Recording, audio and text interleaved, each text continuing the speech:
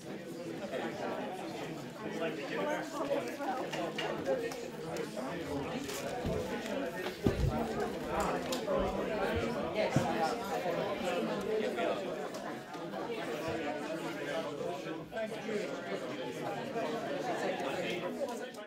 my pleasure to welcome you to this particular venue and this particular event. Surf Board has been working behind the scenes on its manifesto really significantly through 2015, and as you can see from the document that's in your pack, there's been comprehensive consultation on the physical matter about regeneration across Scotland, and some of the research we've looked at has gone further than that. So it's been drawn together with a bit of blood, sweat and tears, but that's no bad thing, especially as we move into the critical phase with regards to elections. As far as the surf network is concerned, perhaps some of you don't actually kind of understand the kind of background to it. That slide shows you the 12 partners that we have, and we are always indebted to them for their support, which has been ongoing now for a number of years. Without them, events like this might not be able to happen, or support to broadly 250 members who we engage with. It might be a bit more fragmented than it actually is. And the Surf Board, having been refreshed significantly in 2015, they've now got more resources at board level, but also importantly more resources at staff level to help make sure that the agenda that we are setting in this particular context for the political parties is put across in an appropriate manner, given the importance of regeneration as we see it in Scotland. So the output that SURF provides to the wider network involves conferences, involves seminars, involves disseminating best practice, and also a number of you may have been present at SURF Awards during the course of the past few years, which from our perspective in SURF, we've kind of raised the bar with regards to the quality and number of applications for the various categories associated with SURF Award, and some new partners are here represented today. And we see that continuing simply because the work that's been done out there by the various communities across Scotland needs to be flagshipped. It needs to be put into a public context, and therefore the awards actually help to do that. So influence in the regeneration policy has become one of our key themes at board and staff level during the course of the past year, and therefore the manifesto that's before you sets out what SURF sees as the background, the agenda, and we've listed within there what we think are the kind of important policy issues about supporting places and tackling poverty. There are 9 there, and we could have made it 16, we could have made it 3, but executive decisions are made, and we decided 9 was the most appropriate number, in the hope that the audience who reads this and hears of it can actually understand what we think are the key themes, the key priorities. And it's these matters that we expect to see the politicians grappling with, including in manifestos, and then when the new government is formed later on this year, we actually would like to see things being put into practice from that particular point of view. So with a strong response from when the manifesto was launched in January, and this event has always been sort of a creeping up on us. We wished it could have happened 6 weeks ago, but this is the appropriate time to have this particular debate, and therefore thank you for joining us in this debate. There's the usual sort of social media activity which you can continue to contribute to. Certainly that was a feature at the Surf Awards event last year and went down very well, but we hope that questions will come from the floor in response to what also we hope will be the various political parties responding to these 9 points that I've referred to. So we welcome our political colleagues from the various parties. I don't need to list them, and we invite them to put their particular positions forward, and we hope for a lively debate. So thank you very much.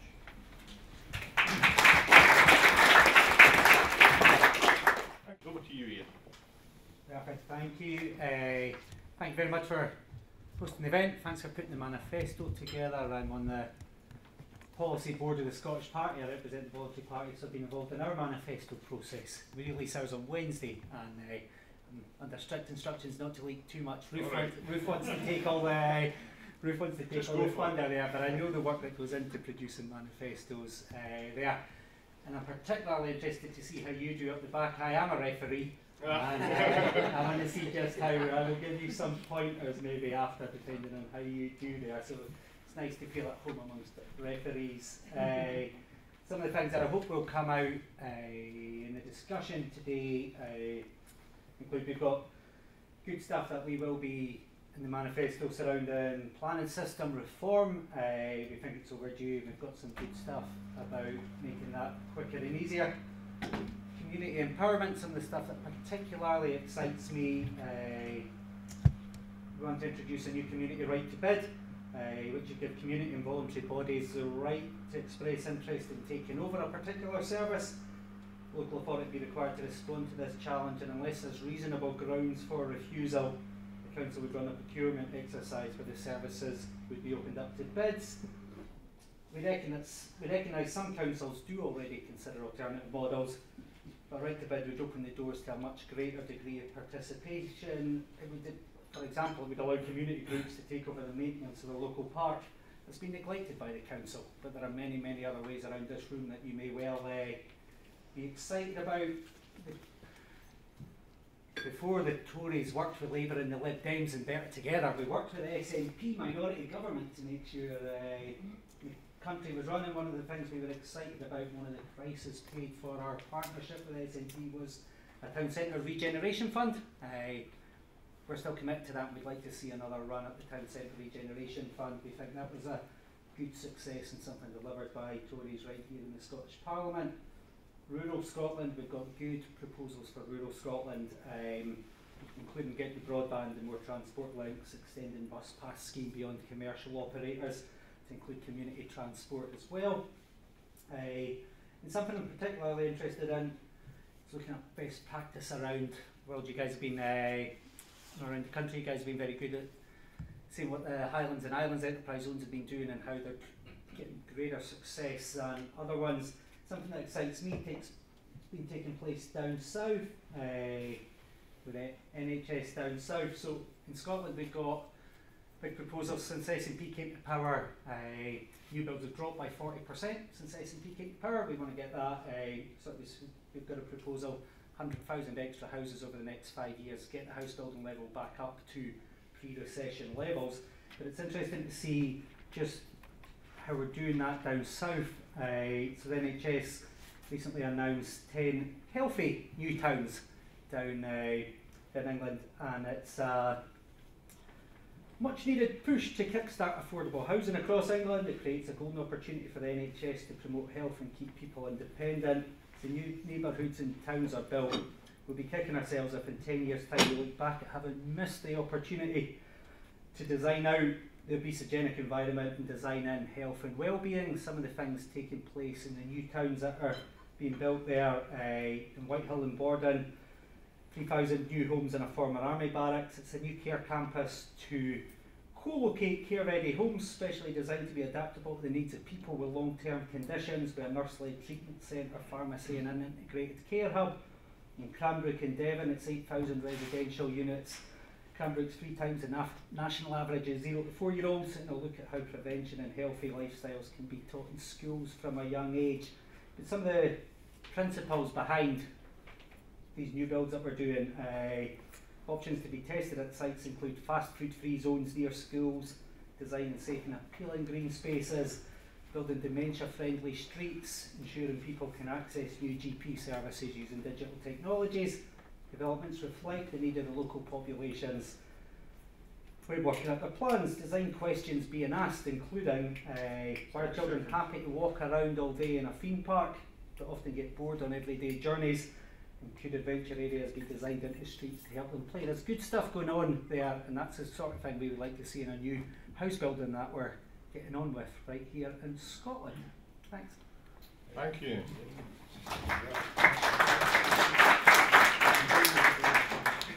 Almost dead on time, very impressive. Always obey the referee. The That's referee really is the good. boss. That's really good. So I'm not going to attempt to summarise the inputs. I'm sure you've all made your notes there. I thought there was a lot of interesting material in there for response later on. Obesogenic is certainly one word that I'll be writing down and using in the future. Right. So it's the first time I've heard it. It sounded good to me. Moving on swiftly, for the Green Party in Scotland, Andy Wightman. Andy, over to you. Thanks very much, Andy, and thanks for the invitation to be here. I've been in bed for 14 hours, so I'm still just slowly recovering, so treat me gently. Scottish Green Party is based on 4 key principles. The whole global green movement is based on principles of equality, peace, environmental sustainability and radical democracy. And we very much welcome your manifesto. A lot of the ideas in there are ideas which resonate with our politics. I just want to raise sort of 4 broad areas which I think Scotland needs to make progress on. First is the whole question of local democracy. I think over the last century, the last 50 years, the last 20 years, we have seen a massive diminution in local democracy, and particularly since the Scottish Parliament came along. And one of our big priorities in the next Parliament, not in the next Parliament, but over the next 10 years in fact, is to build cross-party alliances to deepen and strengthen local democracy. Because I think a lot of the good work that you're doing, your members are doing, in communities across the country, deserves to be given greater recognition, and you deserve to be given far greater power and accountability over what you're doing. And too often we defer to very centralised authorities, whether they're the existing 32 local authorities or indeed the Scottish Government. And we need to reverse that whole process. So rather than town centre regeneration programmes and stuff, you know, we would like to see town councils back, for example. Secondly, on inequality, we've made inequality a central theme of our tax plans, with a key analysis that shows that the tax plans we put forward last week can reduce inequality. And we believe it's very, very important to use all the powers that come up the Scottish Parliament has and are coming to the Scottish Parliament to do precisely that. And we've taken our lead there from reports like the Scottish Government's Poverty and Inequality Advisor, Noam Heisenstadt, and the Middle-East Review, etc. And one particular policy we've had for ever since we were a political party in 1990 is a citizen's income, which I notice is one of your asks, which is difficult to do in Scotland but not impossible. There's work going on to show how that could actually be begun at least. Third, the whole area of land and housing and planning. We'll have some exciting ideas in our manifesto, which launches on Tuesday, I think. So next week is Manifesto Week. I did a piece in the Evening News the other day on my kind of favourite site in Edinburgh, which is down in the waterfront, owned in the British Virgin Islands, derelict and abandoned, untaxed, unaccountable. There's lots of issues around that. The fact that our planning system, which we believe needs review, but I don't think in the direction the Tories want to go. We don't believe in greater centralisation and speed. We actually want much, much more community involvement in master planning and actually deciding how communities will look, and take developers and powerful business interests out of the planning system because they drive it too much. So for example, down in the waterfront, where there should be a lot of houses, a lot of community facilities, etc., that land's fallen out of the 5-year land supply because the first criteria in determining your 5-year land supply is ownership. We don't even know who these people are, and they're not interested in developing it, and that's putting pressure on the green belt out in Mid-Lothian and places like that. So we need a whole-scale review of how we do planning and regeneration, and we're taking a lot of lessons from Germany on that, and we can talk about some of the detail on that. Fourth, we believe in an economy that's much more driven by mutuals, cooperatives and social enterprises. And again, we'll be talking about that. We've been arguing for that in the energy sphere for a long time. And fundamentally, Scottish Greens believe in structural reforms, radical reforms, reforms that, for example, avoid the need to pay people winter fuel payments, because everybody should be able to live in a house that doesn't require any extra money to heat. And again, in Germany, the houses they're building now are not only affordable for everybody, but tenants are earning money from those houses because the income they receive from renewable energy, from the solar panels, is greater than the rent they pay. So we believe in structural reforms to tackle inequality, poverty and disadvantaged. And we also believe in powerful place-based approaches to regeneration. I think a bit of thinking that has emerged out of your work over the last 5 years that I think is vital. Thank you very much. Thank you, Andy. And I know you haven't been well, so thank you very much for doing that, Andy. So, Scottish Labour Party, over to you, Joanna. Thank you very much, Andy, and thank you for the invitation. When I was thinking about putting together our case, a presentation of the Labour Party case on regeneration in this allotted 5 minutes, and I too will be very mindful of the colours going up at me from the back, two things became very clear to me. First of all, that regeneration of our most in-need communities, socially, physically and economically, was really the reason why I joined the Labour Party and left a career at the bar and put myself forward for elected office. And the second point that became clear to me was that in setting regeneration as a key political priority, one that's part of a larger strategic vision, both at a national and at a local level, is absolutely critical if we want to drive real change, tackle poverty, tackle inequality, and ensure equal opportunity for all. And I don't just say that from a theoretical or an academic standpoint. I've seen that in my time as a locally elected member and as the leader of a council, and I represent an area in Stirling that suffers from the most severe of deprivation. I agree with much of that which is set out in the SURF Manifesto, and one point that really struck me in it was around about leadership. I think it is absolutely critical that we have leadership on the issue of regeneration, not just political leadership, but leadership from businesses, from our universities and places of higher education, our third sector, and crucially, and I think Andy touched upon this, from our communities. We must see regeneration led from our communities. Now, I was thinking about the points set out in the manifesto about strategies at a national level, but equally ownership and prioritisation of regeneration at a local level. I wanted to talk just briefly about something that an initiative that we're driving in Stirling. We've set up a city commission, and it is part of a wider regeneration strategy. On that city commission, which I chair, we have national agencies, we have key local businesses, the university, the college, and our heritage and cultural bodies. And our single goal is to set a clear long-term vision for our city and for our rural areas, which are critical in the Stirling Local Authority area. We want to see Stirling positioned as a cultural and economic powerhouse, as I'm sure all cities and their surrounding economic regions do across the whole of Scotland. We're pushing, as many places are, in relation to a UK city deal, and also with the Scottish Government in relation to a growth accelerator model. But that commission's part of an overarching strategy, and another element to that is community-led pilot projects. And what we're doing through those projects is seeing communities identify their own priorities. The next step in that journey is a council restructure.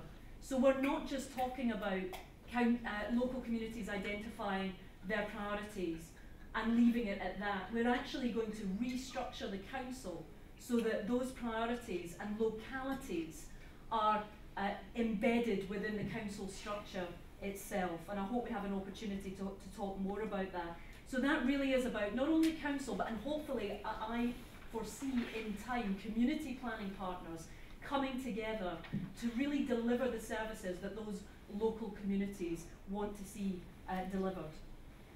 At a national level, the Scottish Labour Party today announced that we will implement all 15 of Naomi Eisenstadt's recommendations. We'll do that through an anti-poverty bill that will be included in the first Labour government programme for government. I think it is very telling that we've heard nothing from the current SNP government in spite of the commission of this innovative piece of work. I think it's disappointing, and I hope it's something that will be rectified soon. I set out at the beginning the reasons why I joined the Labour Party. I believe that we have driven the most innovative, the most bold, the most transformative agendas for change based on our core values of social justice, inequality and fairness. And I hope with your support as we move forward, we can and we will drive those agendas once again together. Thank you.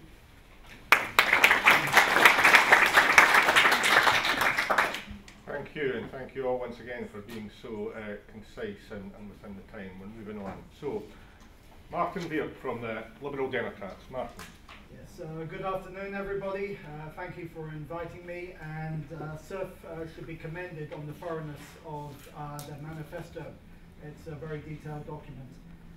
We share many of the aims of SURF, if not the actual some of the means. I'm sure we can work together on many of the aims there. Our key policy for tackling social inequality is a raise of 1 pence in the income tax in order to fund education. Over the past 8 years or so, education has been slashed across the board, and we want to introduce north of the border the pupil premium, which will allow children from disadvantaged backgrounds, extra funding going directly to their school. And if that funding, if the pupil moves school, the funding follows them. It doesn't stay in the location.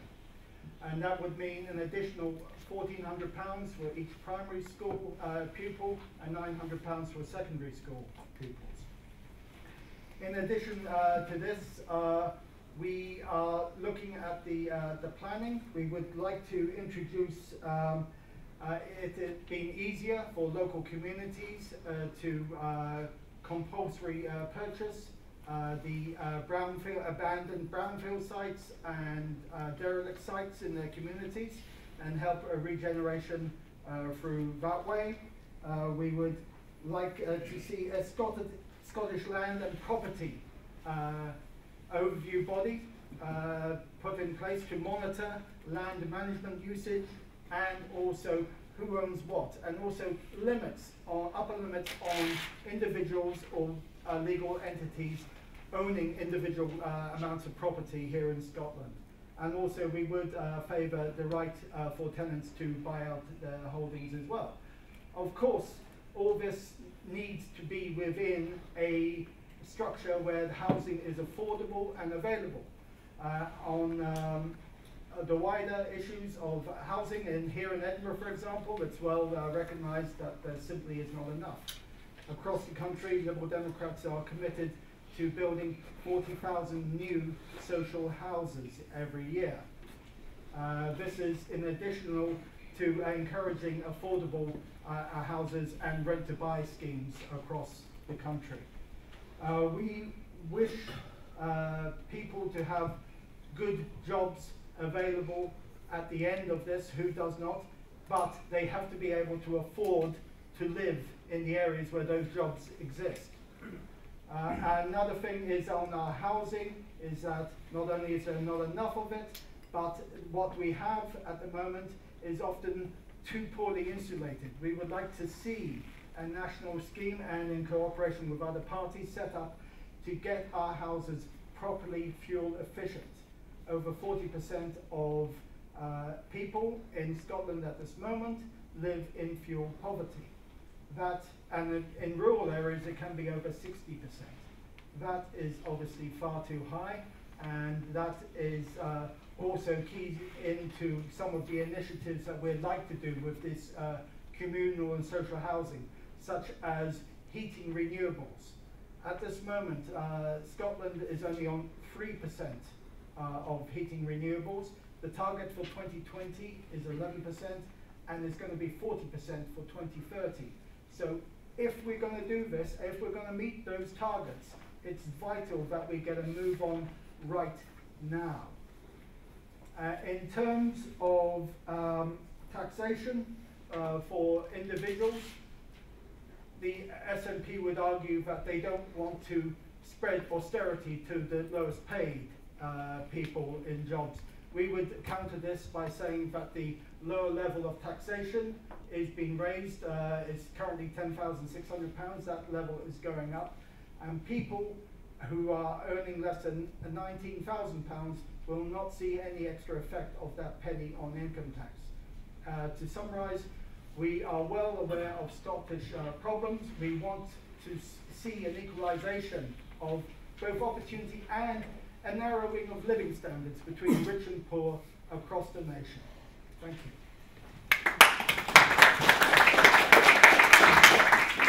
Thank you, Martin. Okay, and moving on. Willie Black from RISE. Hi, how you doing?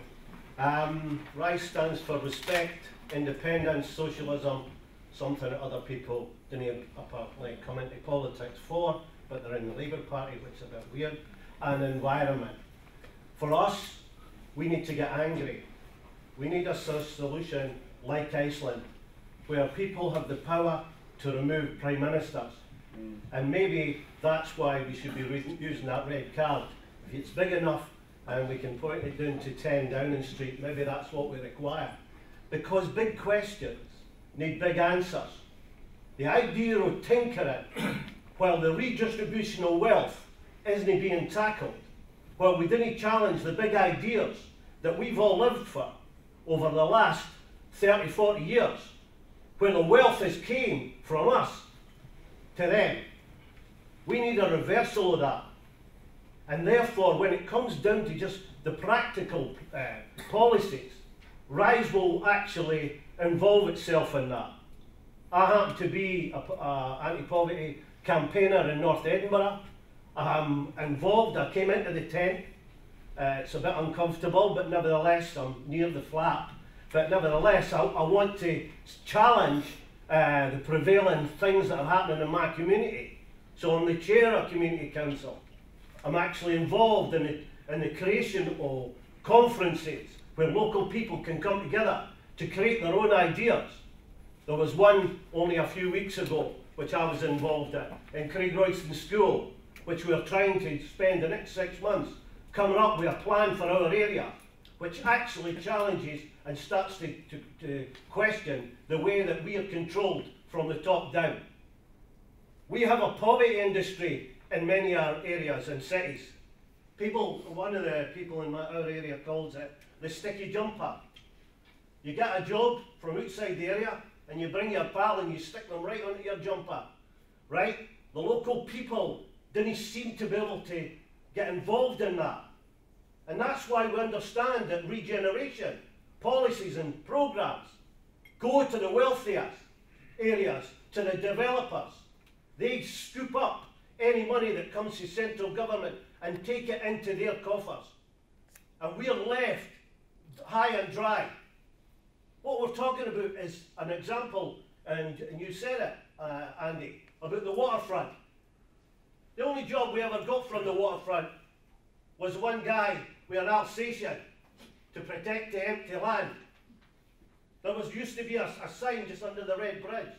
If anybody ever wants to come to North Edinburgh, we'll take your money, spend it in the shops, and it'll help to regenerate something.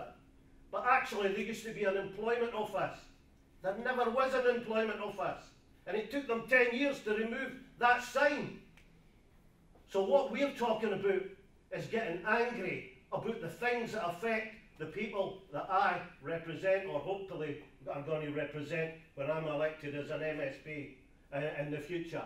We're the new kids in the block. I mean, you look at me and you would question that, but nevertheless, and I'm sure that somebody somewhere is sitting in a RISE cupboard trying to work out a concrete policy. But actually, I think that what we're really talking about is mobilisation. And since we want to challenge from the bottom up, RISE members will be involved in many of the communities that Surf and others will connect with. I know that Andy talked about the awards, and I happen to be at the awards down in North Edinburgh. We have a community garden. So I understand and have been to the conferences and involved in bringing people at the bottom. The best thing you do with the conferences is talk to the other people that come from areas like you, to invite them into your area, to share ideas, so that we can begin to have a voice. The have-nots to have a voice inside our community, so that we can challenge. I mean, Iain talks about taking over the park. You know what taking over the park is. It's picking up the dog poo. We're not wanting a policy that gives us a park with dog poo. We want the park. We want to be able to control the £1 billion that's in the city coffers. That's real power. That's real money. That's real challenge. But I'll tell you what empowerment is. If you give people the empowerment to look after a rundown building or a community centre that's on its bum, right? That's no empowerment. We're talking about wealth distribution back to the people who create it. Thank you. Okay. Well done, Willie, using every single second available there. Right. I don't usually Good stuff. Okay, last but not least, Mark will be arguing on behalf of SNP. Thank you. And I think there's actually quite a lot of agreement here. This isn't going to be one of those, I hope, hustings where everybody ends up calling each other names. We all have a view on regeneration that in order to make economic growth actually reach every corner of Scotland and every community, that there needs to be active steps by government. There needs to be deliberate attempts to ensure that the tide lifts all boats and that money trickles down. That doesn't happen without government doing a bit itself. Now, I'm in politics for many reasons. I believe fundamentally as a nationalist that there should be more powers over economic policy, welfare policy, and all of those levers here in Scotland. But I believe as well that that is because when people have more power over their lives, when they are more able to be involved in decision making, that they make better decisions. And that applies at community level for regeneration and indeed for any other decisions taken in local areas. I look through the 4 principles in the Manifesto and I see 4 principles that I agree with very fundamentally. That regeneration must be community-led. Wherever I go and wherever I speak, I have spoken as a minister, I always decry the well-intentioned men with clipboards who come to communities and look over the board and tell the community what they are supposed to want. The people who live the challenges every day are those who are best placed to find and to argue for the solutions. We've had a real debate in this country about inequalities of income and wealth going back decades, but there are also inequalities of power and influence, and boy, do those propagate the others. It's also important to be collaborative rather than adversarial, to recognise that if you do have, and as well to ensure that communities stay in the driving seat. If you have a right to challenge that opens up procurement over a decision that you disagree with, and suddenly Circle comes in and is running your community centre, I don't think that's quite what was in mind. And that we have to build on strengths, respect stories, and work with the heritage that people have, because so much of this is just a community confidence from decades of being disempowered and having to be able to overcome those. I look at the key recommendations and I see things that are echoed in the work we have done through the Community Empowerment Act to ensure that each of the 32 CPPs have locality plans targeted at the areas of significant economic disadvantage, and the work that we have done in the Community Empowerment Act to ensure that socioeconomic inequalities are something that ministers have to consider for the national outcomes for the entire country. And on the other points, well, it suggests that we should rebrand community planning partnerships. I'll tell you this, if it wasn't for the fact that it was in primary legislation, I would have done that already, because they do not describe what those organisations do. I'd be very interested to debate all the other points on there as the event goes on.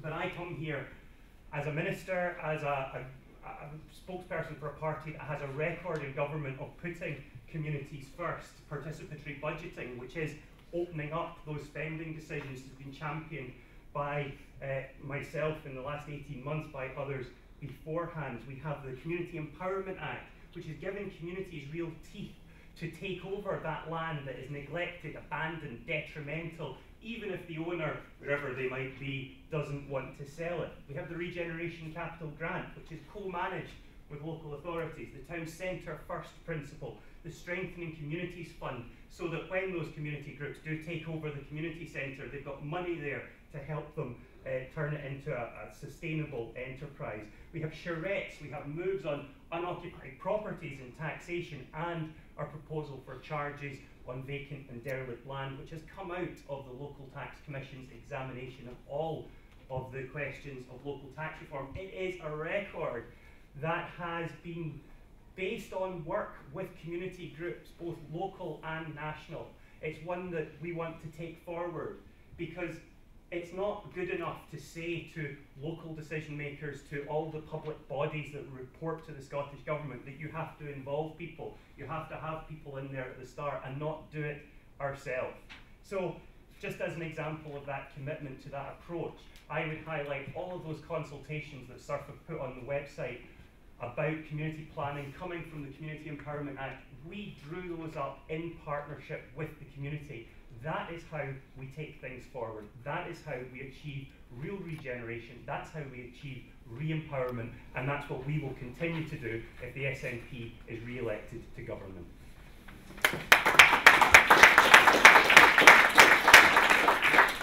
Okay, thank you. Well, we got through that very efficiently, so we've now got a full hour to make the best possible use of.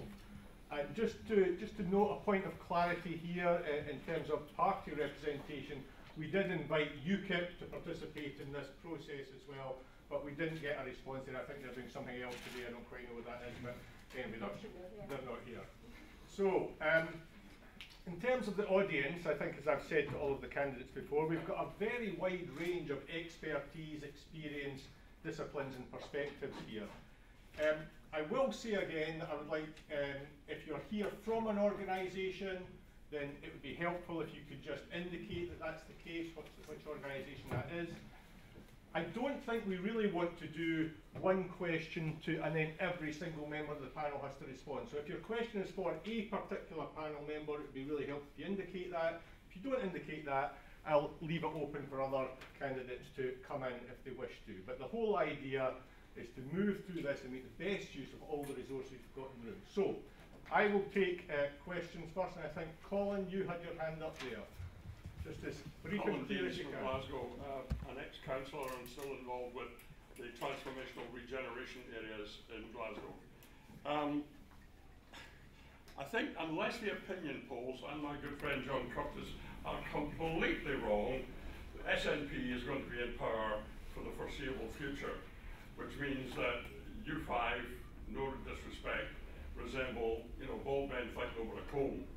And at the end of the day, the SNP need to be reminded by us all, and I think Willie will agree with me in this one, that with great power comes great responsibility.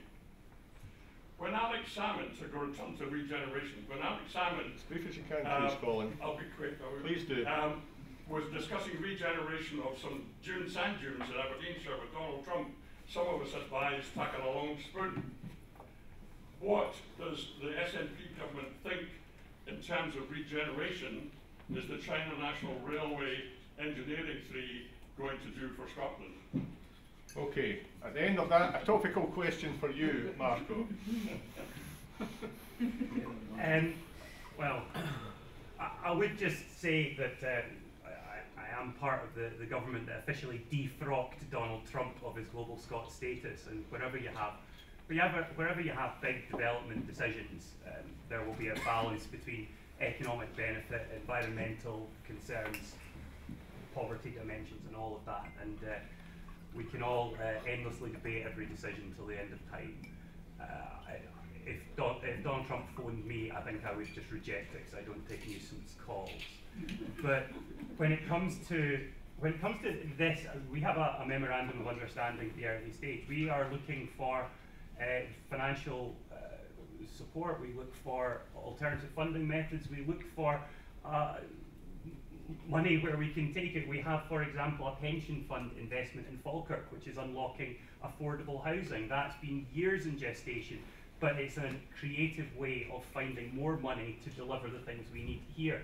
Now, we're always going to have international trade, we're always going to have international business, and bringing money to Scotland isn't something that I'm going to apologise for. I think, especially given the constraints that there are over borrowing in the Scottish Parliament, the inability to follow use the jargon, a Keynesian-led economic stimulus approach, then we have to look for creative sources, and that's just one of many.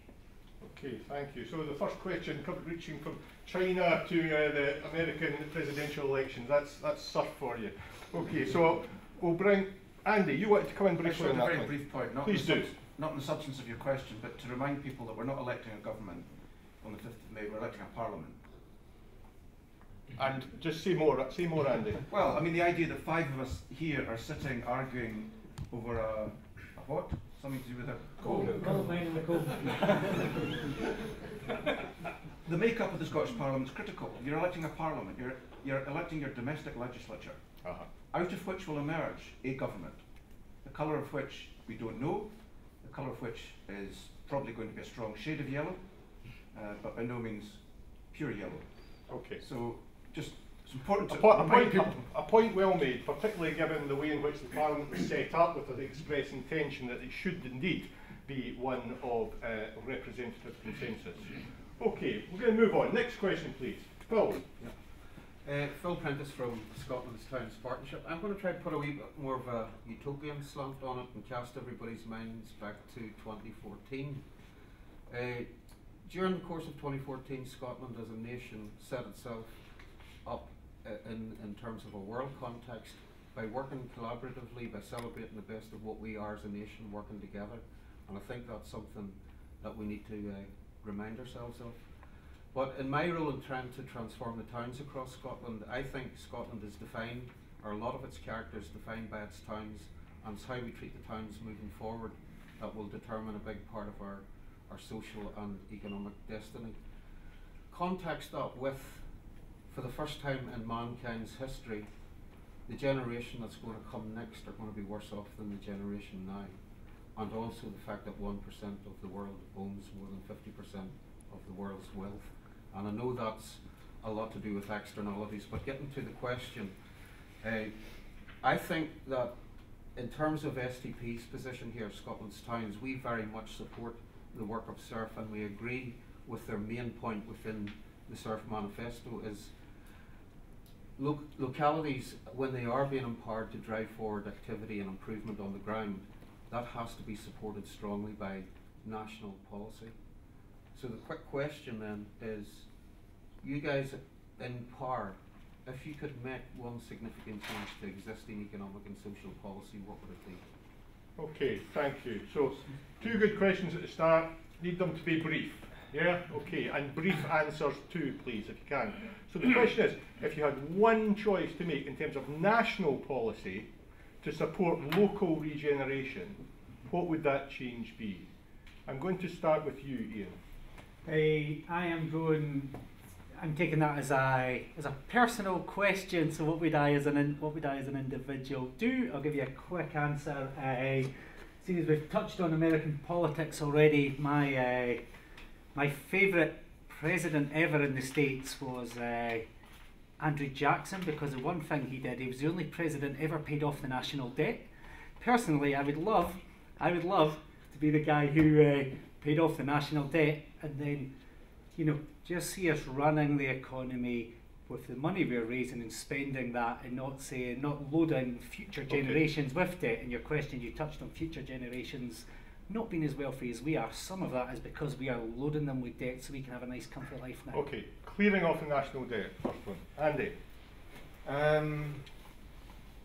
Well, probably one policy we're going to be announcing, you mentioned intergenerational inequality, and I remember Tony Blair set up the Cabinet, the number 10 policy unit, and one of the first reports they commissioned was into intergenerational inequality. And the results that came out were so stark, they quickly buried the report because it was quite embarrassing. And there are 2 reasons, well, there are many reasons, but one of the reasons is due to the growing wealth inequality that's happening. And so we tackle that with our local tax proposals, but we'll also do one important thing on housing, because you're seeing a generation of under 40-somethings who are not only being flatlining in wages, but they're also facing great difficulty in securing affordable housing. So we want to see affordable housing for all We want to take the word affordable out of the ghetto of mid-market rents, etc. We want even rich people to be able to have more affordable housing because they spend far too much money on housing. So we would repeal Section 1 of the Town Country Planning Act 1959, which stopped a very good post-war development, which was to give public sector-led development the right to acquire land at existing use value. And that's what they still do in Germany, they still do that in Germany. And that's the reason that German houses in real terms haven't increased in price since the early 70s. That's why German houses are bigger, cost next to nothing to heat, and last twice as long as our houses because of a failed volume house building model. So that's what we do. Just repeat that one bit. Repeal what? Section 1 of the Town Country Planning Which Act would do 1959, which would return us to the 1947 situation whereby public authorities acquired land at existing use value. In other words, existing use value. Right. Okay. We'd save about £1 billion in public expenditure in Scotland. Okay. Thank you, Andy. Okay. These are complex matters. Let's keep it as brief as we can, please. Joanna. My aspiration would be that we are a living wage nation. So it would be to see everyone paid a decent wage. It's something that you've seen local authorities lead on at a local level, but I think it needs to go much broader than that. I know there are challenges, we need to take business people with us, but I think there are businesses, I've heard from them directly myself, that actually want to be in a position to pay a living wage, so it would be a move towards that, to be a living wage nation. The imposition of a living wage nation. Thank you. Martin. Right, I'll make a personal observation and then a policy observation. My personal observation, having lived in Norway for 3 years, is that I think that in order to reach a lot of the aspirations that has been expressed in this room, we need to change our mindset in this country and become more inclusive, more Scandinavian, willingly reduce the levels between those highest paid and those on the lowest pay. We need to narrow that gap and willingly do so. At the moment, there's still that divide between too much of our communities. On the policy front is that we are local. We like to see decisions made at the most local line possible, and that means getting the budgets down there, taking away the logjam which is currently occurring at Holyrood, where the council taxes are frozen, for example, and that any extra spending has to come from the centre. And in order to do that, we want to set up regional developments to make sure that the money gets down to as local areas as possible, be that stakeholders, local community councils, whatever the body is. So that will be the area to break that logjam of funding and local democracy here in Scotland. Shifting resources to a local level through presumably some kind of structural shift in the existing local authority. Willie? Yeah, I'm interested in how Iain's going to pay off the national debt. The problem is it'll be us that'll be paying off the national debt, and that's what they're attempting to do while they're shipping their money elsewhere. And to Phil's question then. Yeah, well, I would scrap Trident. Scrap Trident, great. Good concise answer there, okay. Marco? I think I've heard at least 4 things I agree with from there, but I'll probably echo Andy the most, that I would, we need to build more houses, right? We really need to build more houses in this country. And I'm not going to go for the necessarily specific mechanism, although it's one that's interesting. We have a shortage of housing. We have people in insecure housing as a result of that shortage of housing. What change would you then make to achieve that in, Marco? In national policy? If we were in an ideal world, we were constrained by Treasury rules, EU borrowing, I would repeat the house building programmes in the 50s and 60s, state-led on a large way, funded by public sector borrowing. We can't do that within the macroeconomic constraints we're in, but in an ideal world, which I think was the question, that's what I would do. That was indeed the question, so thanks for that. Good, okay. Moving on then, who else have we got? Gentleman here, sorry I don't know your name. Nathan Stevenson, Edinburgh University, speaking as an individual. Very approximately, Scotland has 32 local authorities. Norway with about the same population has between 400 and 500. Should we be moving in the Norwegian direction, and if so, how? And one particular point there is that the tradition there is that the local authorities raise most of the tax money and give some to the central government, whereas we have it the other way around. Can we move in that direction? It's very clear. Thank you. Who would like to take that up first? Anyone? Well, having Martin, then Andy. Yep. having experience in living in Norway, as I said, you're quite right. And this is what I meant by the changing of the mindset. Really, communes, for instance, two I know well, Stavanger and Sola. Stavanger has introduced a levy on cars, on toll booths, and Sola has not, for example. These are the kinds of local decisions that have to be made, and it does mean freeing up a lot of the centralised decision-making policies and allowing towns to take their own decisions on that. How that's achieved, I'm not so sure. Tremendously difficult, I think. Yeah, absolutely, but it is kind of that mindset that we do need more of, and also local accountability as far as Police Scotland, for example. That was made on the Norwegian model, but the SNP forgot about the local accountability factors. That's why you can have a single police force in Norway, but each commune has a councillor on the local police board. Thank you. Andy, you want to come in? Yeah, well, I just very much agree. I mean, as I said at the outset in my opening remarks, I think we do need to have a debate over the next 5–10 years about how to entrench a much stronger, much more diverse, much more autonomous system of local government in Scotland. We've not really had that debate at all. We've had bits of it over the last 16 years, but we've not really had it at all. And I think in big bits, I think, of most of the political parties in Holyrood, there is actually quite a lot of sympathy with that. It is, as Andy says, just a difficult thing to do, but it's not impossible. We're a small country, 5 million. We should be able to do an awful lot of this kind of innovative stuff. And I think we do need to turn the corner now, because for a number of reasons. One, we're seeing local government now at its most fiscally unautonomous, with the least control. We're just turning the corner. All the parties are producing local tax proposals, most of which give a little bit of fiscal autonomy back, but we need to embed that within a fiscal framework like we do between Holyrood and London. And I think critically in this, and I'll finish on this point, is the question of democratic engagement. Turnout at the last local government elections was 39%, and barely anyone shrugged their shoulders. In Iceland, 4 years ago, turnout for their 72 municipalities, and the country's only got a population of 300,000, it's the size of Dundee, they've got 72 municipalities. Turnout fell below 80% for the first time in Icelandic history, and there was a national outcry. That's how seriously they take local decision making. Great, okay. And I think this it's a very, very good point, I think, that's being made here, because it goes right to the heart of local decision-making control of resources, resource allocation, which is really ultimately what regeneration is all about.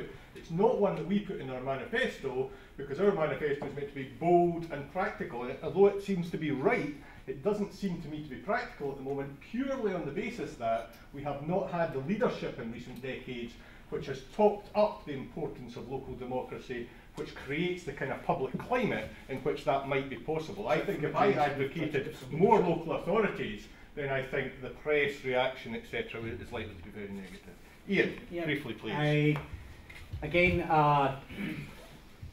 a personal view, because I'm a Conservative, for allowed our personal views. We're not the SNP, we've not signed up. But you're here to get at the party things, not your bracket. My personal views and all sorts of stuff. There's, when it comes to local accountability, local democracy, you know, we've just had a government minister feel trapped by EU regulation. They would like to build more housing, but EU regulation gets in the way. You said Treasury rules. Treasury rules. No, do you mention the EU, Marco? I think you can run a bigger deficit under those circumstances. So yes, EU referendum's coming up. I am actively going to be campaigning and voting to leave.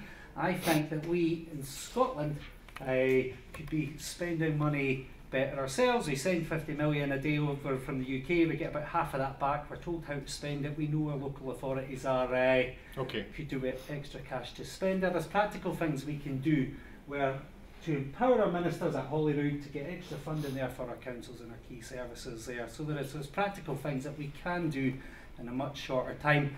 Different views are available in the Conservative Party. As I said, we're allowed different, we're allowed our own views there. And unless everybody's dying to come in, right? You are, Diana? Yeah, just very briefly Please. on this question of centralisation. I think it really does begin to go right to the heart of the question of community empowerment, because whilst I agree with much of what Marco said about empowering our communities, I think there is a very important question about what is it that you want different tiers of government to be responsible for and to deliver. So at the moment we've got the formation of, for example, health and social care integration going on. Now that represents 25% of a local government budget, which is effectively being taken away and being put into what I would describe as a super quango. You've then got education, which represents 50% of a local authority budget, which is being more and more centrally controlled. So I think this begins to raise, whilst we hear rhetoric around about community empowerment, there really is a serious question which builds upon some of Andy's points about what is it that you want local councils to do. And then I think once you unpick that, you then get to the question of, and how are we going to finance it? And there is absolutely no doubt in my mind, there needs, in order to get the community empowerment and a sense of true local democracy, citizens being engaged, wanting to come out and vote in local government elections, they have to have more control over how money is spent in their local communities, and that will not happen with 80% of local authorities being paid from the centre. Okay, I'm going to, very briefly. if you promise very briefly, Mark, then I'll very move on. briefly. The research that was done for the Commission on Local Tax Reform found that only Austria, Switzerland, Sweden and Iceland, from memory, had more than 50% of revenue local based on the work that was done there. The localities model that Stirling is taking forward is a very innovative way of getting decisions out to people, because I think when we talk about the balance of powers between central and local, we should be careful that we don't just think about putting powers into city and town halls where they can be hoarded as well, and they can get out into localities and communities too. Thank you. Another question then. Kirsten, and then Brian. Hi, I'm Graham Hill from Architects. Yourself? Yeah, yep. Architects and Architecture and Design Scotland. Marco and Andy, thank you very much for mentioning housing. Obviously a big issue for Scotland, and one that looks to be getting worse rather than better. Be interested to know what the panel's views are on how we can provide more accessible housing for our people. Thank you. Okay. Brian, we'll just take yours as well at the same time, if you don't mind. That's all, Andy. In the introduction remarks, a fair bit was made of the need to have an equalisation of opportunity, reaching every corner and that kind of thing. But if you look at the map of Scotland, there is that the Manifesto says the Highlands and Islands approach, the way in which they're funded to develop stuff in local and rural communities. If you look at the City Deal approach, there's virtually a whole City Deal running up the East Coast. There are very few areas in Scotland left off the City Deal and the Highlands and Islands alternative funding. It's essentially Ayrsham and Frees and Galloway. Now, if we're serious about equality of resources in Scotland, how do the panel propose making sure that areas which are left off the City Deal and the High Map actually get properly funded for regeneration purposes? Okay, so two things. First of all, practically delivering on the broadly shared view of housing as a crucial element in successful regeneration across the piece. And secondly, ensuring that cohesive connectedness around opportunity and resources across the whole country. First, Willie. Yeah, I mean, Rise's policy is actually to create 100,000 houses. But the problem is that when you find that the limitations of, say, a council who wants to build, has to build in certain things. So, for instance, on phase 2 on North Edinburgh, what's happening is there's going to be 177 houses. But the problem is 100 is going to be for sale, 77 left, and 35 for social housing. On a 25,000 people on the waiting list in Edinburgh for affordable housing. There used to be 3,800 people lived in Muirhouse and Perryworth. There is going to be, at the end of it, something like 800 houses. The problem is that this idea that what we have to do is make it happen, but we're not really challenging social housing, because what we're actually doing is taking what used to be social housing. Well, it was described to me the other day there that I used to live, or I live in a ghetto. Well, I'll tell you, I'll take a ghetto to a Baberton suburb where people look after each other and they know their neighbours and they're not looking after themselves. Now that's maybe doing a disservice to anybody who comes to Baberton, and it's maybe a generalisation, so it is politics. Wait, I lost a couple of votes there, right? I was looking for the eyes. Yeah. But I do think that what you have to do is you have to challenge that. I agree. You have to be So how do radical, you do you that? have to shift the thing. I mean, like, I'll just finish on this. Yep. Mick McGill once said, right, it's not the slice of the cake, it's whose hand's on the knife. And unfortunately, in the last 20, 30 years, working class people in Britain and Scotland have lost their hand on that knife through weakening trade unions, etc. And we need to get that back before we'll find Fair a and balanced long-term solution. So back to the question about ways of delivering on the broadly shared aspiration of more housing and the accessibility of resources and support across the whole of the country. Anybody else want to come in on either of them? Iain? Yeah, and at the risk of repeating a lot of what I said in my opening statement, No, don't do that. and I'm not. So you know, we are doing the exciting stuff. Rising ourselves sharing the policy is pretty new, but yeah. On the big ticket thing, 100,000 houses over the new Parliament. We're looking at all types of housing, so a mix, all types of housing. To get there, we need to look at how grants are allocated. We need to fix the planning system. We need to lower the regulatory burden. Some of the things. Could you just say something about what you would do with the planning system, Iain? Yeah, so planning statistics for Scotland's 34 planning authorities. See, I can do a line as well as my personal. Scotland's 34 planning authorities show the average decision time for major planning applications was 36.6 weeks in 2014-15, which is 2 weeks slower than in 13-14, significantly higher than the 16-week determination target laid down in the statutory So it's about the time it takes to go through planning as a key issue in housing supply, you think? It's part of it, like you know, like I said, there's a lot of different things there that we're doing. There's other stuff arguing that if a major development application decision is taken in line with a strategic and local development plan, the appeal should be decided in a full council meeting rather than up the way. Better consultation progress and a more localised planning fee system with councils setting their own planning fees, potentially if a centrally set cap and a link to performance. And more details on vision for planning will be available on Wednesday when we publish. Thank you. I might ask Craig to come in a wee bit later on that from RTPI. Does anybody in the panel want to have a go at this issue about some areas of the country don't seem to be able to connect into the streams of resource that are supplied generally for city areas and perhaps even Highlands Island? Martin? Yeah, I did mention the regional overview authority which the Liberal Democrats would want to set up in this, and its purpose would be to provide a framework to get the organisations talking to each other that are involved here. We all agree, I think everybody on the panel agrees, that we need more housing. But along with that, we need to have the medical services to provide for the populations that are going to be increasing in those areas.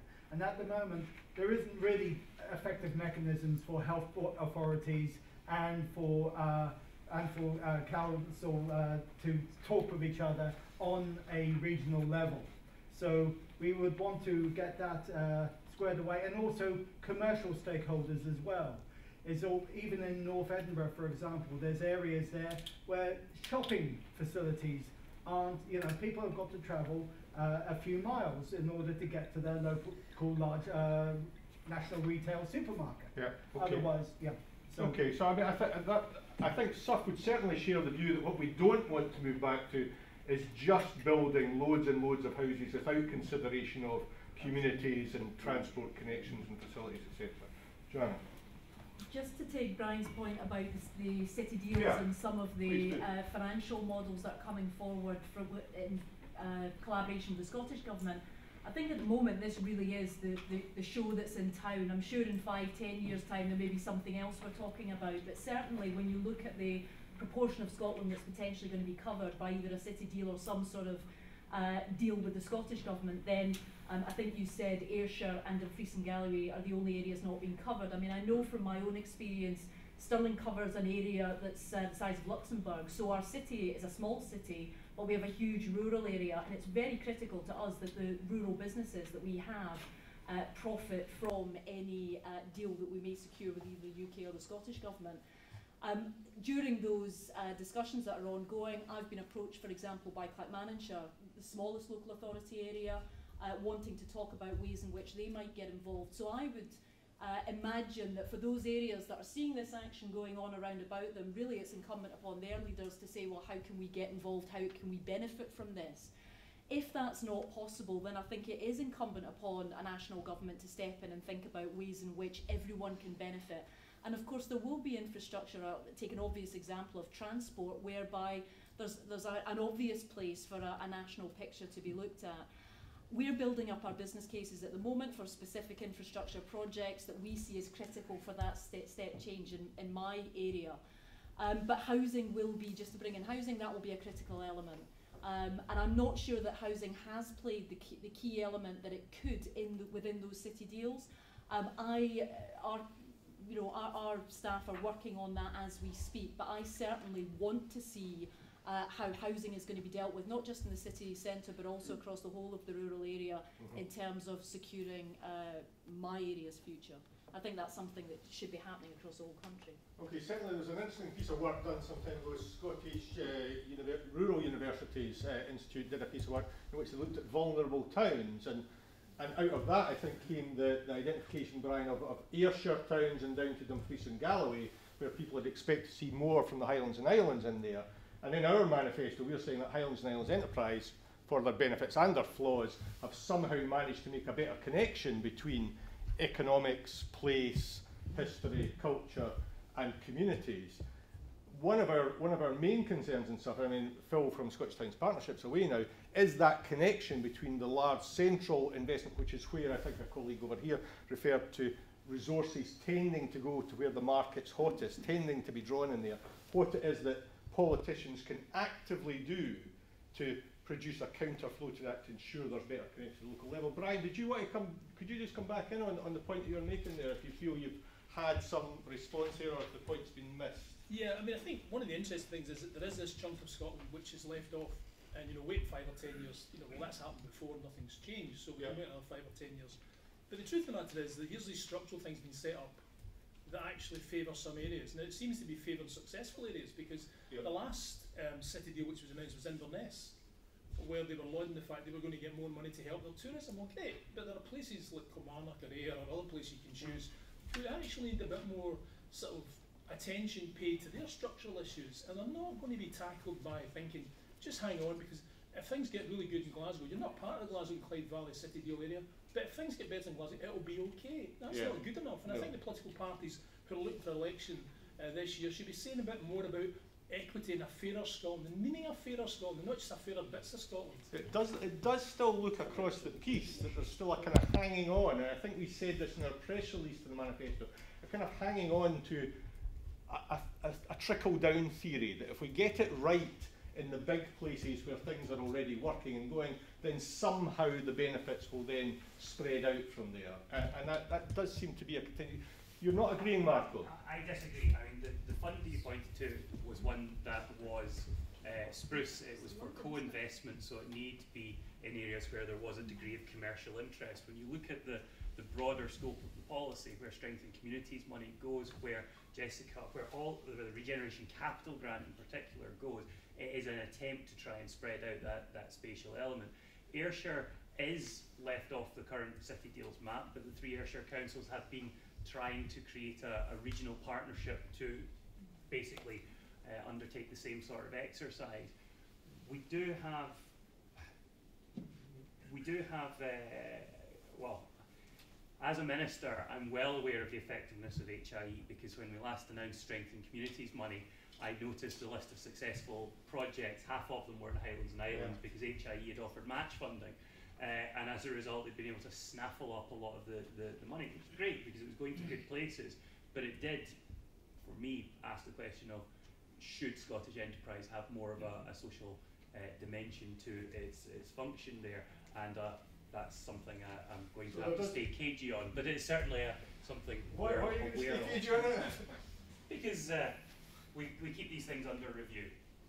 What does that mean? It means I wouldn't rule it out, but I'm not going to commit to doing it. Okay, because I think it's an important point. You know, I mean, I think you're right. Housing Islands Enterprise have been, in our awards annually, we see a disproportionate number of awards coming forward from entries, and indeed successes actually, coming forward from the high area. But we know that's because they take a proactive role in promoting those projects, but also in generating those and supporting those projects in the first place. And there is a question about why that isn't happening across the rest of Scotland, if we are really interested in the spread of community empowerment and ownership across the whole of Scotland. Joanna? Just a very short point, and it's related to the city deal, but it's also related to bidding into some of these funds. It puts an incredible strain on, I'm speaking personally from a smaller local authority or a smaller town or city, to actually garner together these applications. And I think it is something that really needs to be borne in mind. I've had similar representations made to me from staff about the Regeneration Capital Fund, for example. Right. The amount of work that's needed to go into these things in order to be successful, the process can be incredibly. And we pick up a lot at the very local level with individual community projects. The amount of time, you'll have heard this many times, the amount of time and energy they have to spend going through that process. So there's something a bit out of kilter there perhaps, and maybe it is about where the resources are allocated in the first place, rather than our colleague here making the point about the resource allocation being back to front. Robert, do you want to come in? Yeah, just to come back to this high SE situation, because well, Sandy's referred to it just in the latter couple of minutes that he's had. It's just perhaps important to point out that SURF at board level has had a number of discussions around the relationship it has with high and how that works so well in partnership. We've also had discussions previously about the relative success of land reform legislation, community empowerment to replace that, and how that particular piece of legislation, if you look at the geographic map, then land reform has been particularly well utilised in remote rural island areas. So whilst I can accept Marco perhaps being a bit cagey on the situation, from our perspective, something needs to happen if we're going to have the same level of enjoyment that is currently the case from our perspective in remote rural island areas across the rest of Scotland, and then that would embrace the particular areas that Brian has referred to. There is an opportunity for best practice within High for its pluses and minuses over the years, but there's an opportunity for best practice and strength of relationship relative to its geographic area and local communities, that somehow in the rest of Scotland we need to find these key ingredients, as well as the monies, but it's the key ingredients in terms of relationship that's fundamentally important. Okay, so that's good. So, but we also know High now have the responsibility for delivering the community land fund in urban areas, and I've had meetings with colleagues from High about how that will be different, how that will be a different experience from the successes, some successes, some less successes that they've had in the High area. And this goes back to a point which has been raised by Andy and by Willie and by other members of the panel about this question of ownership of land as the fundamental bedrock of regeneration and resources. So anybody want to pick up on how that might work more successfully in an urban context than it has done until now? Andy first and then maybe Willie. Well, it was interesting in the Landform Review Group, they looked at urban issues quite a bit, and the Scottish Government didn't take forward any of them in the bill, but has been taking forward a bit of work called Housing and Land Reform or something, and a series of workshops, and I'm sure some of you have been involved in that here, and I think the Minister committed herself to be in the SNP Manifesto to introduce compulsory sale orders, for example. That's something we'd be interested in as well.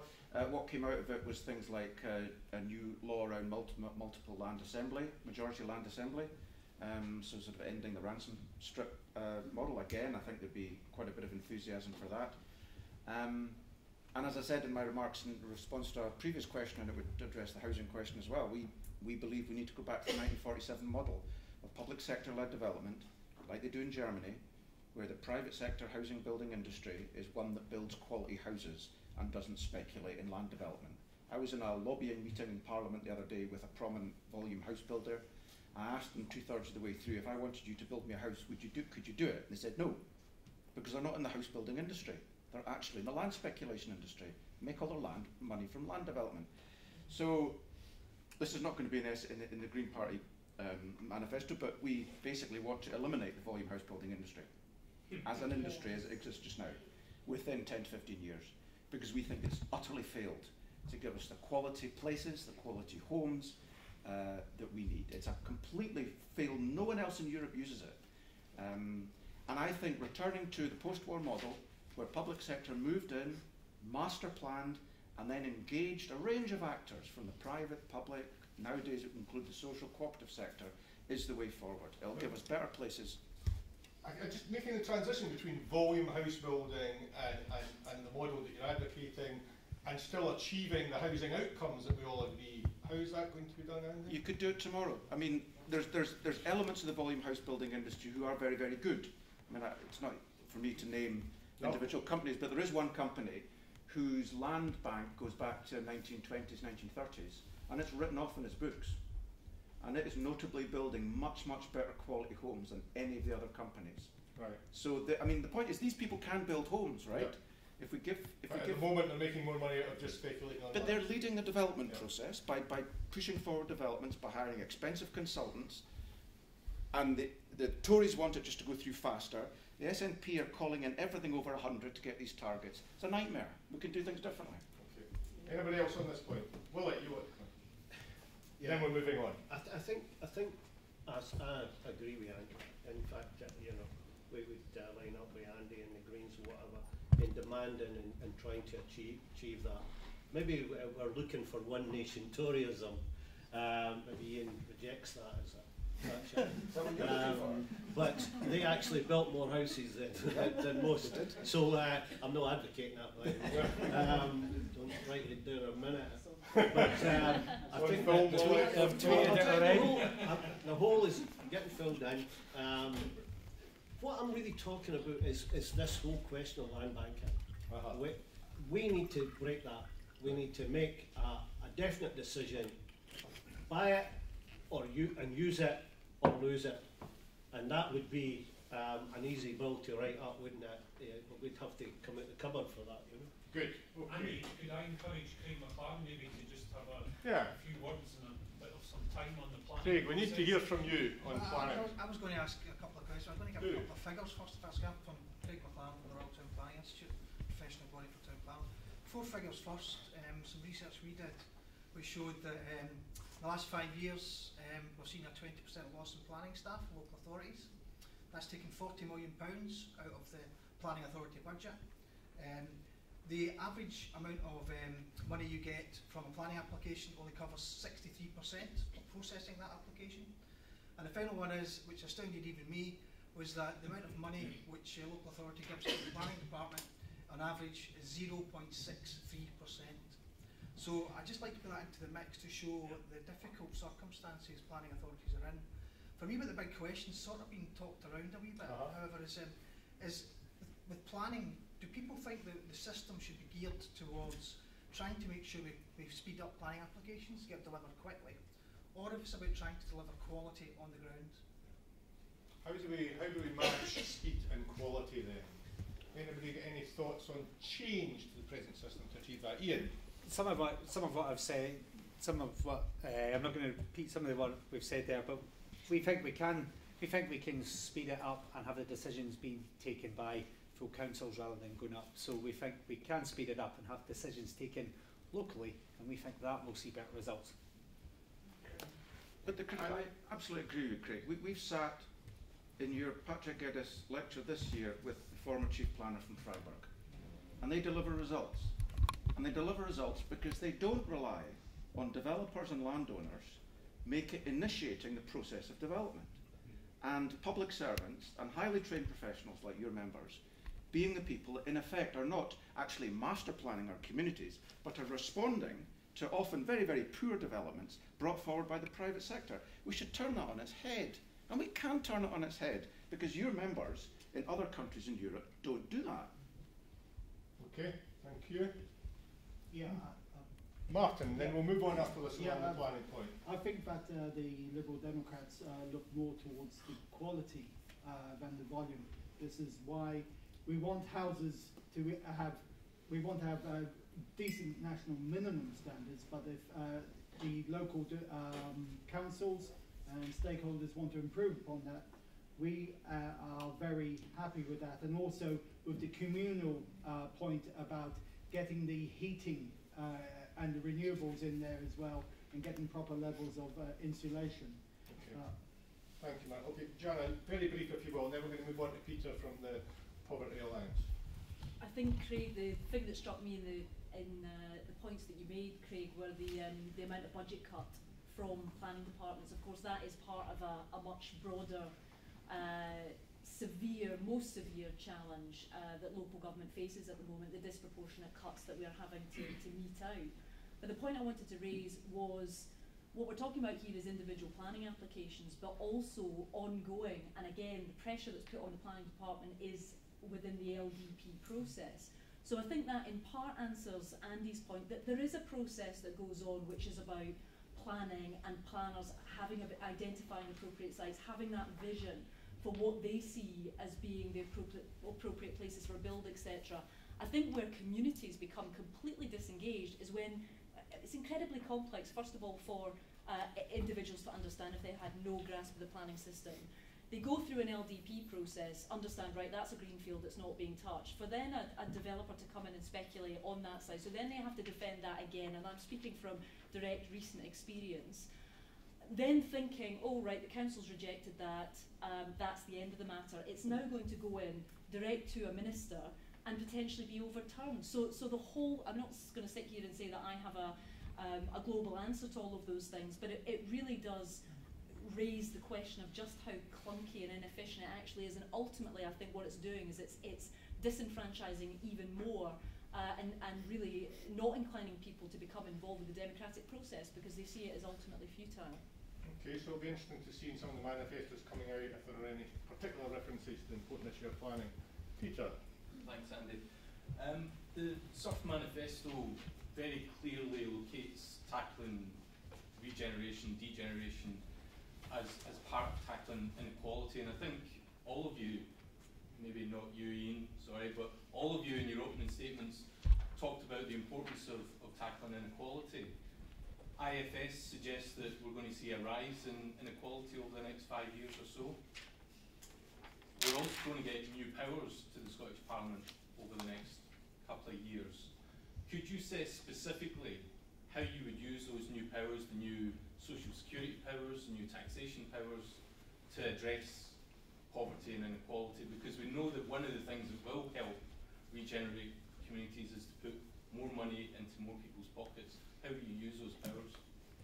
Thank you very much, Peter. Okay, so while the panel's just thinking about a specific move that we would make under the new powers to help address poverty and inequality, Peter and I exchanged a Martin Wolf article in the Financial Times recently, based on a piece of research, I think also from the Institute of Fiscal Studies, which showed that the social security system, the variations in payments from social security system, alter more over an individual's life than they do between social groups, which I thought was really interesting. So there are people, I remember getting told off recently for calling it welfare and being told again to call it social security. It actually does. Even colleagues from right-wing thinking positions accept that the social security system is that. It's an insurance system for us as individuals rather than the transfer of money from one section of society to another. I thought an interesting point. So, specific moves on tackling poverty and inequality based on enhanced powers within the Scottish Parliament.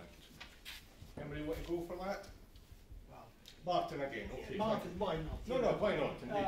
It's, as I said in the opening statement, is that we do want to use the tax system.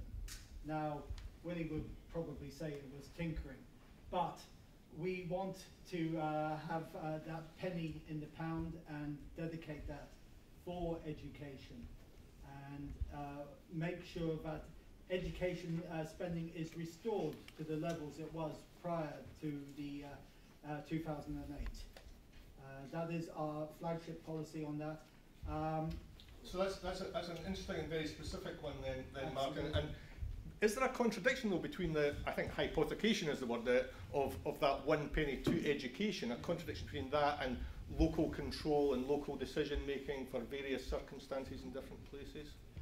Well, because the spending is targeted to disadvantaged areas, that, especially with the pupil premium, that is that's the issues that we want to address. For instance, there was an Al Jazeera article recently concerning Glasgow, and under the Freedom of Information, they assessed that some areas of Glasgow, you're more likely for a young person to end up in the local detention centre than in the local university. And that is fundamentally down to educational levels. Now, the article was in March. I'll find a link for you if so it was. Okay, thank you. So, somebody else? Willie? Yeah, I mean, the difficulty is when we had the trickle down, when the Good Samaritan and Thatcher talked about, you know, the Good Samaritans now in the Virgin Islands, we gave them wealth and they didn't trickle down to us.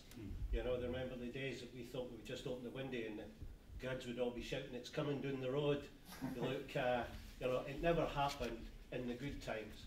And the idea that somehow, if we just put money into education, that will in itself challenge the question of poverty and whatever. I think we've got to be much bolder, and the problem is that the SNP is in danger from the independence movement or losing any kind of radicalism as it manages the economy. So it needs to be more radical. We would be trying to hold, in that phrase, the SNP. It might be a small fire we've got, but we'd be certainly trying to get their feet close to it. And what would you be asking them to do specifically? I think as far as the service tax situation or towns, we would certainly be asking them not to replace the council tax with a service tax based on income, not based on property, but based on income. In that sense. Anybody else on this point, Andy? And then. Yeah, I mean, we've published our tax proposals, which I encourage you to read.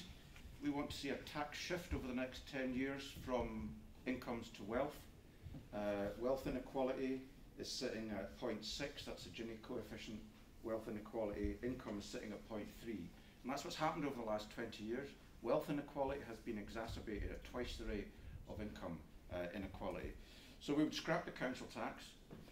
We would follow Naomi Eisenstadt's recommendations to introduce a bold, progressive local tax system and change the situation for those who are in Band A properties paying 1.42% tax rate and those in the very top paying 0.29. It's the most regressive tax in the UK, and it's fundamentally the reason, the critical reason, why if you look at the overall tax burden in Britain, the bottom 10% decile pay 45% tax rate overall, including VAT, fuel duties, income taxes, property taxes, etc., and the top 10% pay 35%.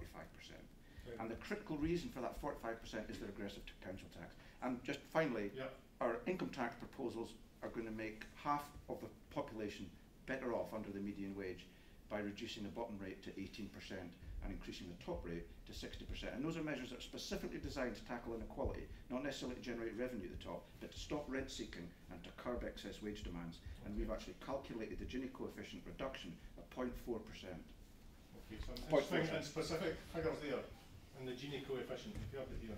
Marco? Yeah, I go back to the comments you said about people going in and out of welfare over their lives. I claimed job seekers allowance myself at one point, and I'm sitting here as a government minister. I don't see this as them and us. I see this as something that we can all end up having to use. To be clear though, only about 11% of the spending on social security is coming to the Scottish Parliament, so let's be realistic about this.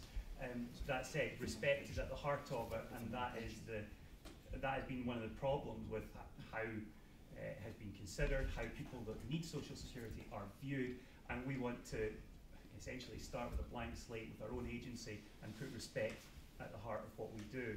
On the tax side, the top 4 council tax bands would be asked to pay more. I have a front page of the Daily Mail talking about SNP's middle class tax rate, which is currently up on my wall. I'm very proud of it.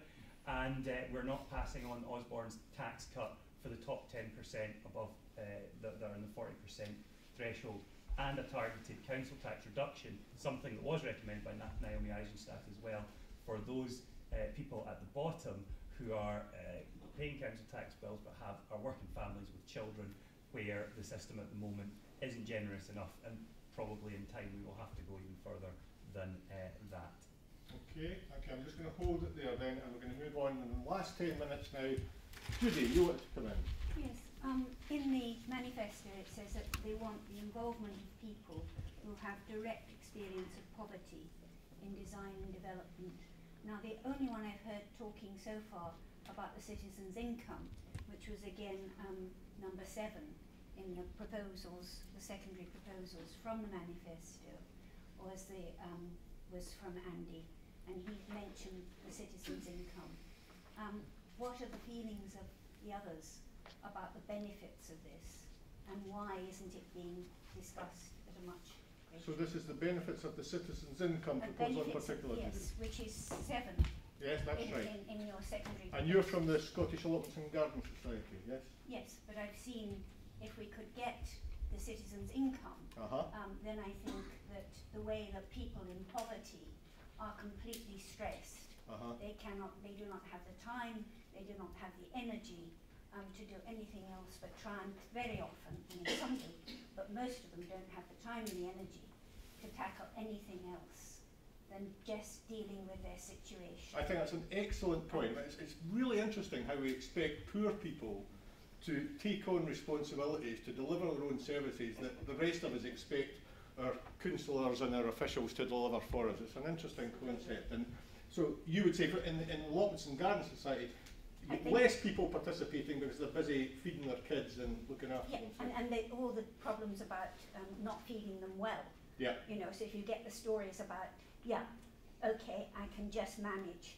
I'm not going to think about feeding my kids. I don't want to think about growing my vegetables because I just have to survive. Just getting by. Whereas okay, well thank you for that. So bringing us back to that specific point in the SURF Manifesto on citizens' income. Views on that, Iain? Yep, I could give you the quick answer, which is we are not going to be proposing a citizens' income on Wednesday in our manifesto, but I could expand that a little bit and say some of the things I'm pleased about. So the new living wage pay rise for everyone up to £7.20 an hour. The tax allowance up to £11,000 there. A big rise in pensions there. But the living wage is what is it? 8.20? 8.25. Yeah. There's living wages and living wages, and that's fine. Right. As you, that's a different you know, I saw, and I'm sure we've all seen in the bus stops and buses and TV. Government's given the nation a pay rise. It's a well-deserved pay rise. It leads on to one of my frustrations in my day-to-day life. There was cross-party consensus in Holyrood. I think the best bill Holyrood ever passed was the self-directed support bill.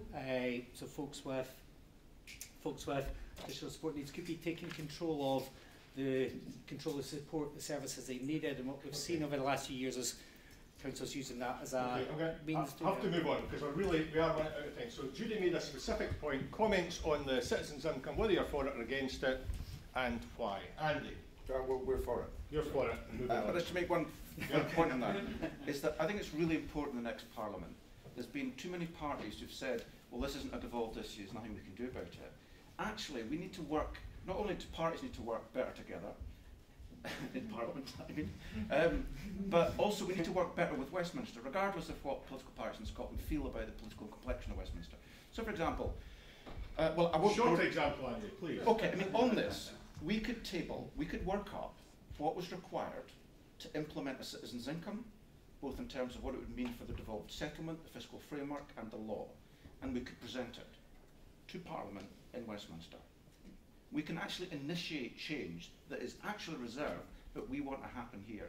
And to date, what we've seen is devolution has happened first in the Cullman Commission, with only 4 of the 5 Scottish political parties there as a kind of response to try and fend off independence. And then the Smith Commission, which is a kind of an afterthought to sort of compensate for or whatever. And these have been very reactive processes. Quick up, John, please. speaking for myself personally, I would like to see what's being put forward in the manifesto come forward in our manifesto, in terms of exploring that potential and what it might mean. Right. The other point you raised, Judy, was a really, really important one, and that was about engagement and who we engage with, and how do we engage with those who are the least inclined to engage with us. I think for too long our first port of call has perhaps been a community council. I know from my own experience, some function very, very well and are broadly representative, and others are very much what you might term gatekeepers. So they come with specific issues and they want to see a resolution of their specific issue. They may not be thinking in a wider sense as to how they're representing their communities. So I think we really collectively, not just from a council point of view who may have traditionally gone out and engaged in that way, or from a national government's point of view, we need to think much more creatively about how we engage with those people who are the hardest to reach. You're all going to have 1 minute at the end of this to say things that you haven't managed to say yet, so just save other remarks for that. Just on the citizens' income piece, Martin. Citizens' income, it's no Liberal policy. We used to support it. We don't used to, but not anymore. Right. We would like to see welfare being raised, for instance, for carers, for example, coming up to the same as job seekers. If I go off piste a little bit, I'm currently claiming job seekers allowance. I'm unemployed, so one thing that I would personally like to see at this moment is that the courses that are funded by the Scottish Government and for Westminster is that if you have a course you'd like to do, you have to have a guaranteed employment outcome at the end of it. There is no way that I can get onto a course and sort of then look for a job. I know what I would like to do, but I need to have an employer on the back of that. So that's actually getting back to the lifelong education side and helping people become employable again. Thank you. Willie? Yeah, I mean, our policy is for £10 an hour. Actually, I'll tell you where we got that for. We got that for the Tories. The official government figure is that that's what you need. So even when they discovered what we need, they didn't give us what we need. So the problem is that also in the manifesto, there's another thing that says it, and this is the worrying factor, is that you can have a minimum wage, and you can have living wage, and you can have citizens' income levels.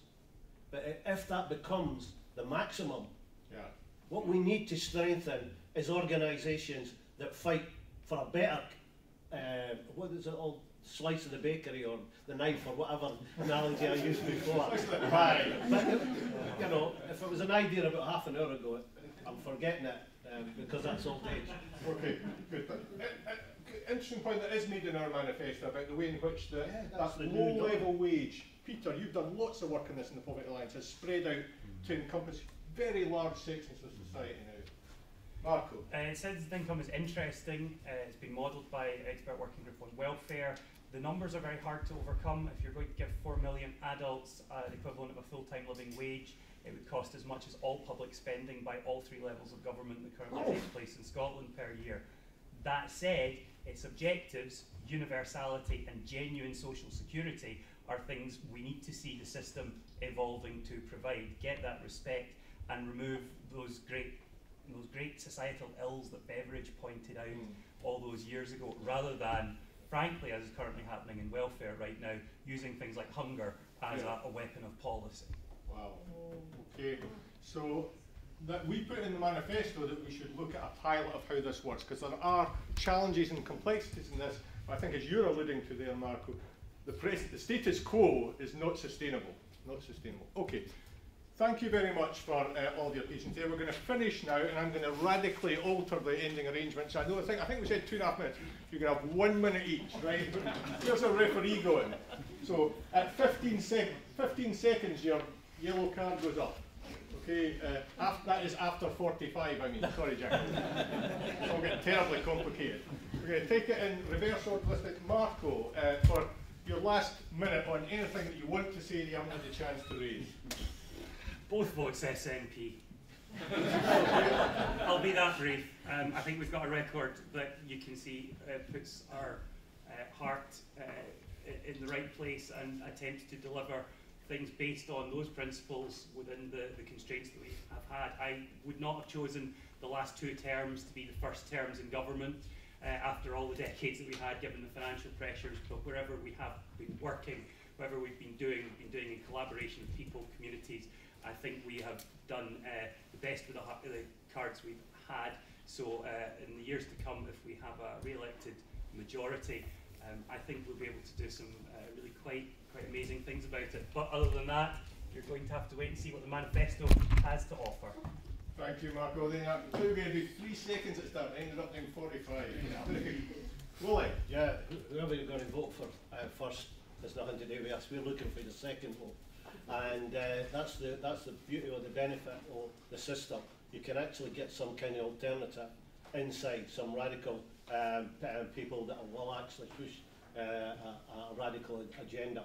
In Lothians, for instance, 17,000 votes would actually get an MSP. If you vote SNP second, basically they have to get over 200,000 to get one more MSP, or after that it becomes silly.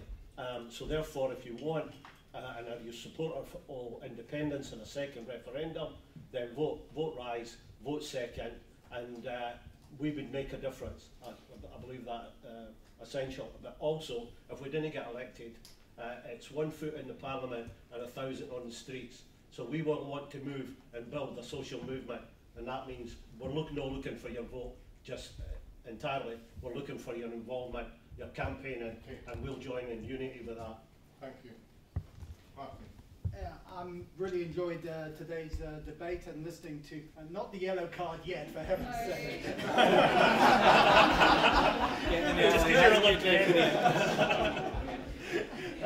But listening to a lot of the points is that we need in Scotland an accountable government. We need a transparent government, and I don't think we're getting this with the SNP at the moment.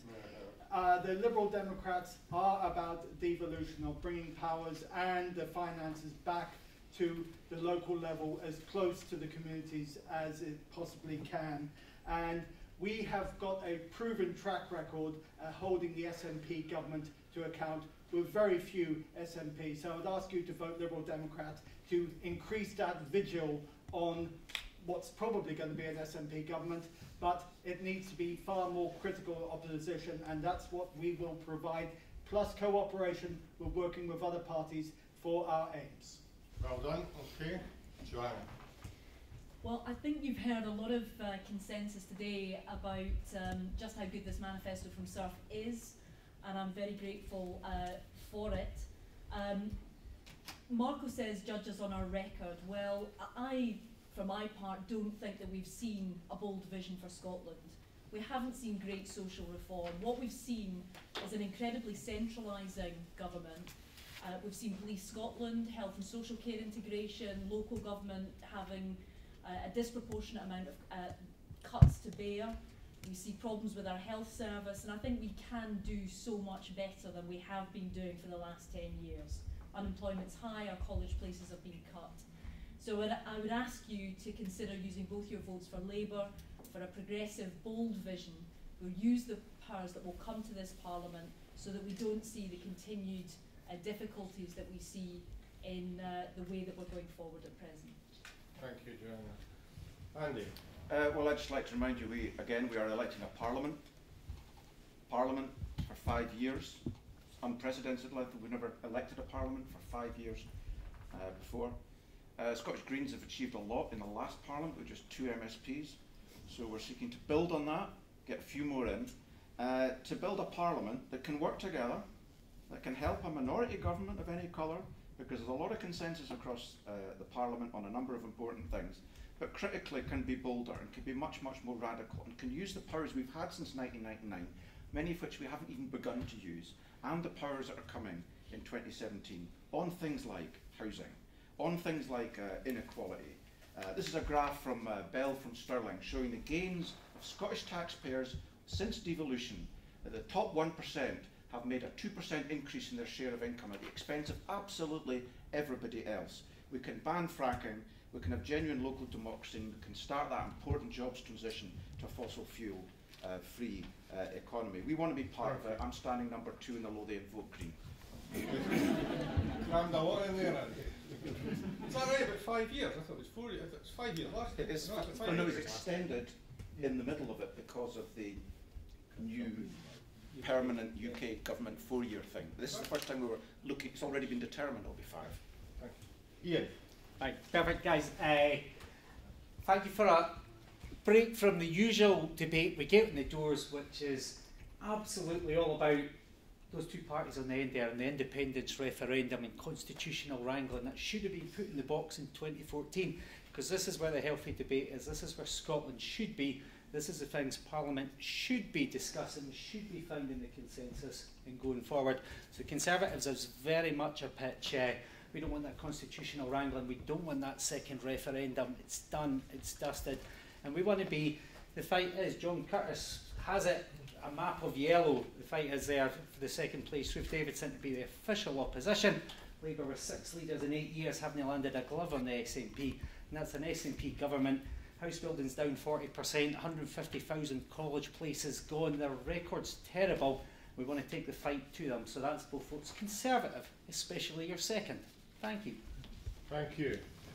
Okay then, so we are miraculously, thanks to your excellent cooperation on all fronts, on time here, but we just have time for a few adverts here, because this is not a one-off. This is not a one-off. This is part of a long process. As Robert referred to earlier on, 1.5 years in the production of the manifesto. We'll be promoting aspects of it using our particular network of experts and expertise in all forms up to and through the elections, and looking to engage very proactively with the government, whichever colour it is, as we move on after May. Derek, would you mind just saying a few things about some of the things that are coming up that you can participate in and their connection to this work here? Sure. Hi everyone, I'm Derek Rankin, I'm the Policy Manager at SURF. Just very, very quickly, Robert mentioned the SURF Awards for Best Practice in Community Regeneration in his opening remarks. That's one of our high-profile projects. We look at the best projects from across the country, flag them up, try and share the learning coming out of that. So in your packs, there's a one-page on a series of 3 events in May and June. We're involving 6 2015 SURF Award winners in those, trying to find out a bit more about what works and doesn't work in other geographies and contexts. The first one is on community-linked infrastructure in Dundee on the 18th of May. We then look at place-based regeneration in Glasgow on the 25th of May. And finally, inventive employability in Edinburgh on the 2nd of June.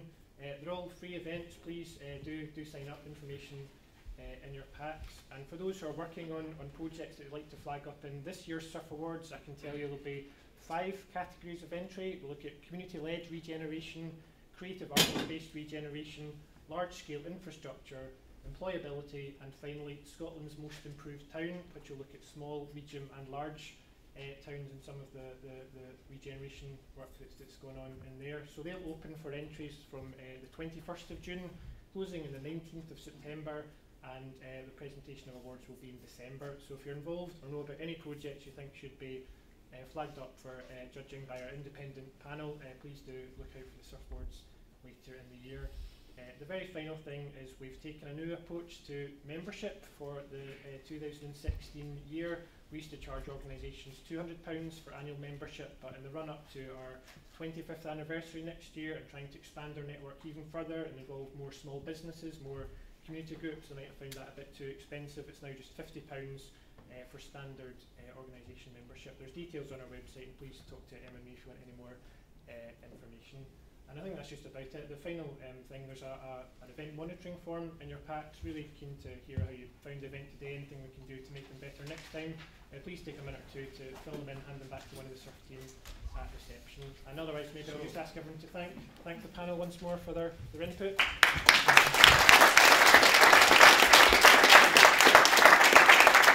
I think we're going to do extra value SURF will be the moment for our membership deal. And I will squeeze in one last thing. It is all about resources, and our summer conference, our annual conference this year, will be on the theme of where are the resources to do this work. So. more on that. As I think Marco quite rightly said, the last, since 2008, extremely difficult climate in which to be doing positive regeneration work, but that's what we're all about, and with your support I hope we'll be able to make some progress despite these challenging circumstances. Thank you once again to the panel, thank you to you for all your intelligent questions, and if you can give us your feedback we can make it even better next time in 5 years' time. Thank you.